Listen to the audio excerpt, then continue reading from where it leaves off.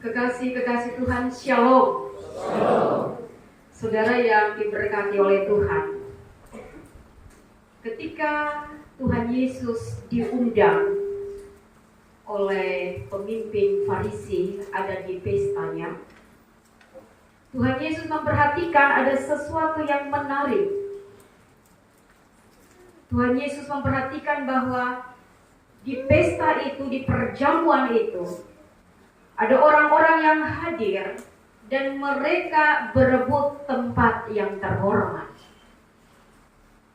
Mereka ingin duduk paling depan, paling terlihat, paling dihargai.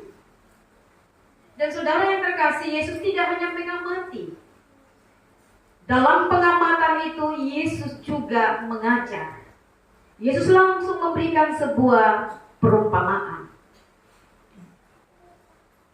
Dan saudara, seperti biasa, Yesus tidak hanya memberikan pelajaran atau pengajaran moral, tetapi Yesus memberikan sebuah pandangan tentang hal kerajaan surga. Saudara yang diberkati Tuhan,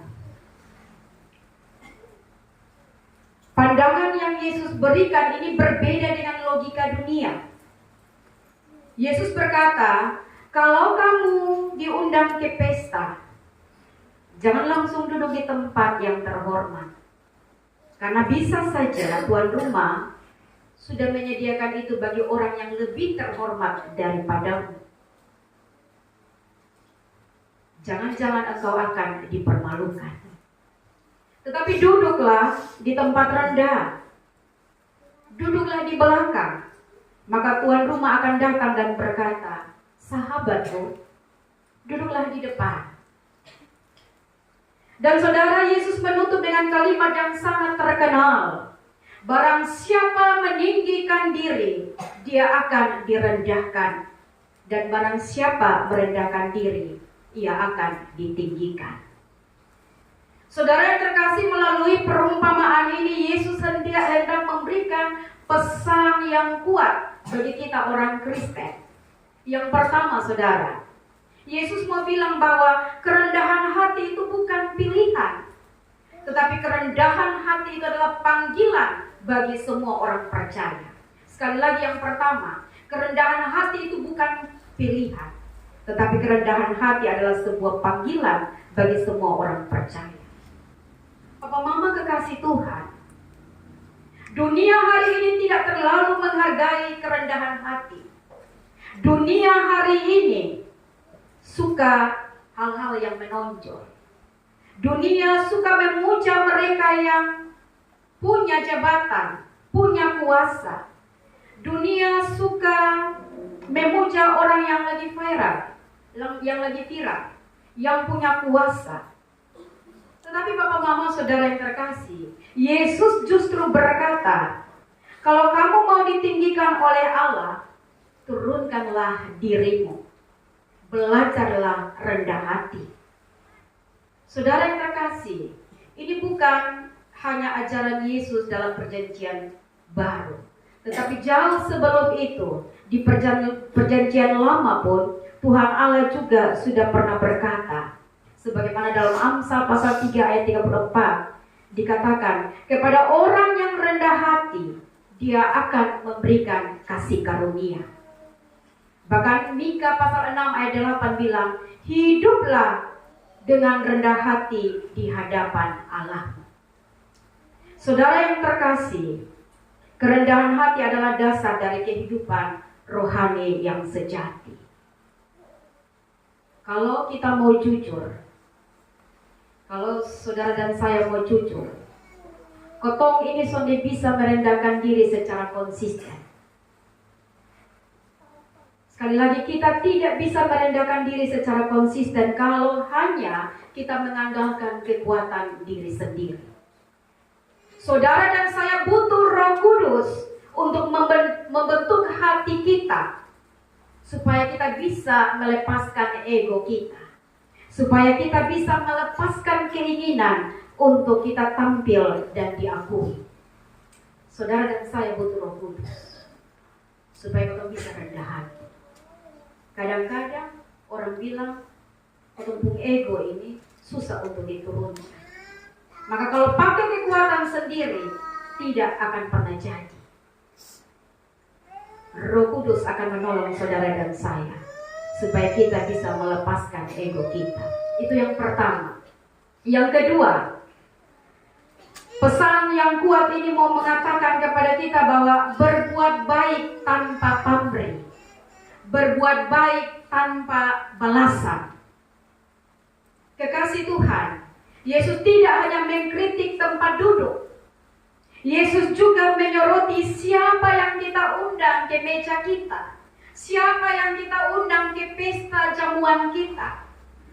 Yesus bilang, kalau kamu buat pesta, jangan undang hanya teman-temanmu yang kaya dan yang bisa membalasmu. Undanglah orang miskin, undanglah orang-orang cacat, orang lumpuh dan orang buta, karena mereka itu tidak bisa membalasmu.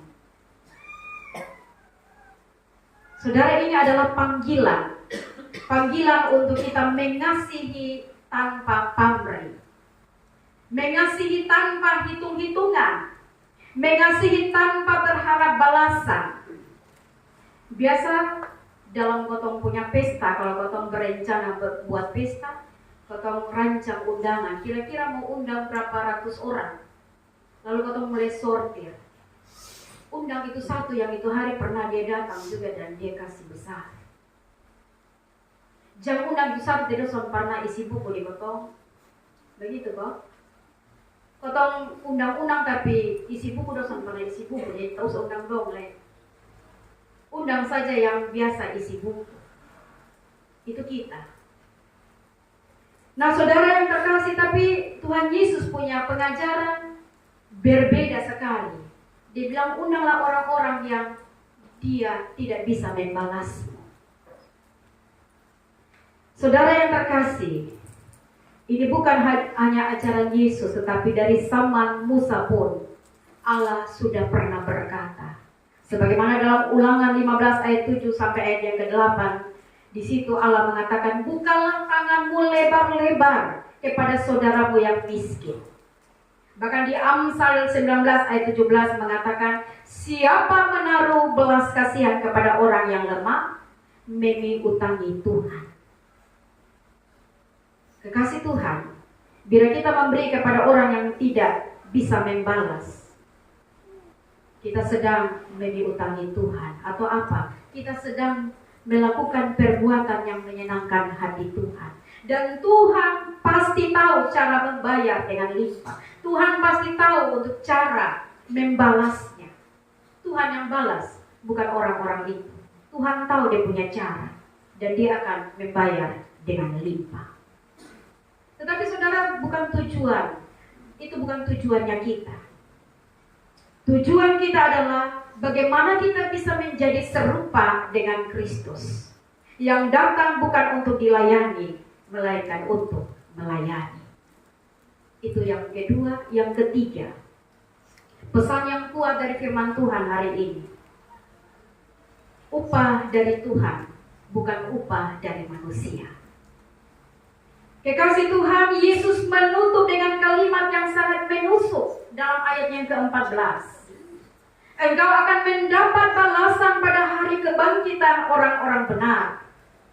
Dengan kata lain, kalau mau hidup rendah hati, kalau mau berbuat baik tanpa pamrih, jangan pernah takut kalau tidak ada yang membalasmu sekarang. Tuhan melihat, Tuhan itu tidak pernah lupa. Dan pada hari kebangkitan nanti, Dia akan memuliakanmu. Saudara yang terkasih, dalam Amsal dikatakan, Amsal 11 ayat 18, siapa menabur kebenaran, dia mendapatkan pahala yang benar. Bahkan dalam Mazmur 62 ayat 12, sebab engkau membalas setiap orang menurut perbuatannya. Saudara yang terkasih, jangan menaruh harapan pada pujian orang. Dunia bisa lupa, dunia bisa saja menolak kita. Tetapi Allah tidak pernah lupa kebaikan yang lahir dari kasih. Kebaikan Bapak Mama Saudara yang terkasih yang lahir dari kasih, Allah tidak akan pernah melupakan itu. Maka saudara, berilah diri kita dituntun oleh Roh Kudus agar Bapak mampu melakukan ini.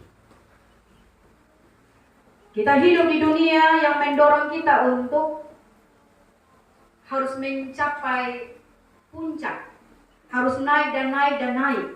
Dunia menuntut kita untuk menjadi orang-orang yang hebat. Dunia menuntut kita untuk mencintai demi balasan.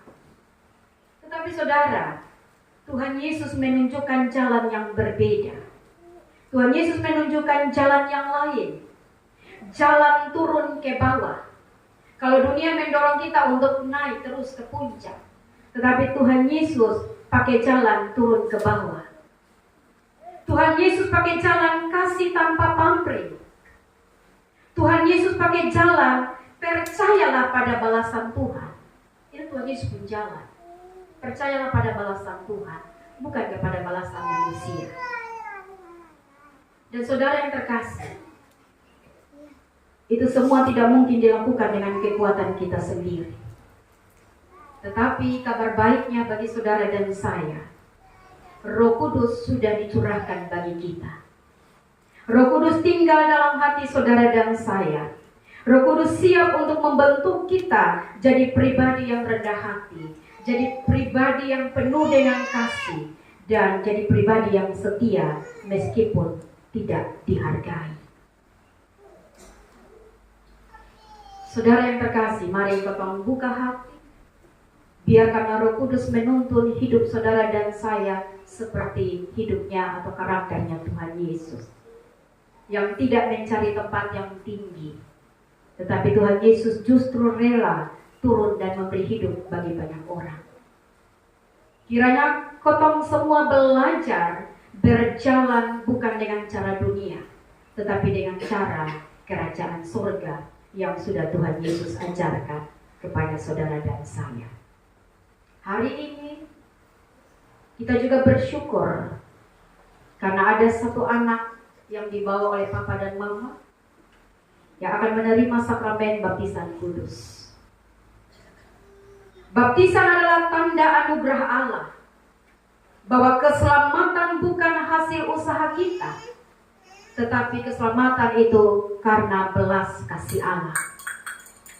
Saudara yang terkasih, seorang anak kecil, dia tidak bisa memilih untuk dibaptis. Anak-anak itu belum bisa membalas. Anak-anak itu belum bisa membuktikan sebuah kesalehan hidup. Tetapi saudara, justru disitulah Injil menjadi nyata. Bahwa Allah lebih dahulu mengasihi kita. Bahkan ketika kita belum bisa berbuat apa-apa. Ketika kotong masih kecil, kotong belum bisa berbuat apa-apa.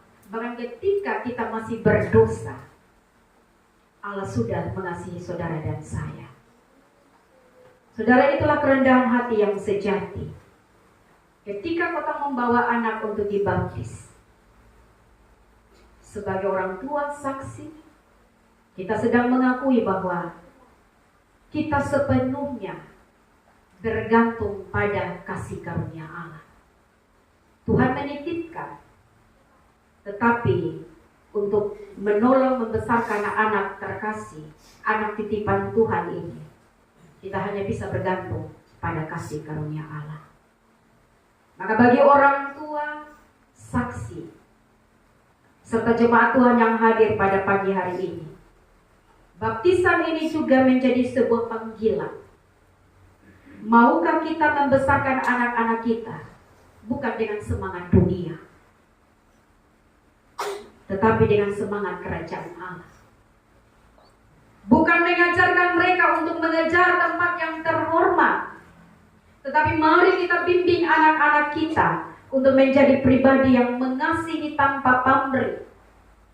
Anak-anak yang rendah hati di hadapan Allah. Anak-anak yang bercitra Kristus. Maka saudara yang terkasih, seperti anak yang dibaptis akan menerima baptisan sakramen kudus ini dalam kasih dan anugerah. Mari saudara dan saya pun terus hidup dalam kesadaran bahwa hidup orang-orang Kristen adalah perjalanan kerendahan hati, kasih tanpa pamrih, dan pengharapan akan upah dari Tuhan, bukan dari manusia. Hari ini jangan pernah atau mengharapkan upah dari manusia. Upah datang dari Tuhan, dan Tuhan mau pakai siapa saja untuk memberikan upah itu. Tetapi yang sejati adalah upah kita nanti di sorga kelak. Amin. Tuhan menolong saudara dan saya untuk menjadi orang-orang yang seperti Tuhan Yesus mau. Roh Kudus menolong saudara dan saya. Amin.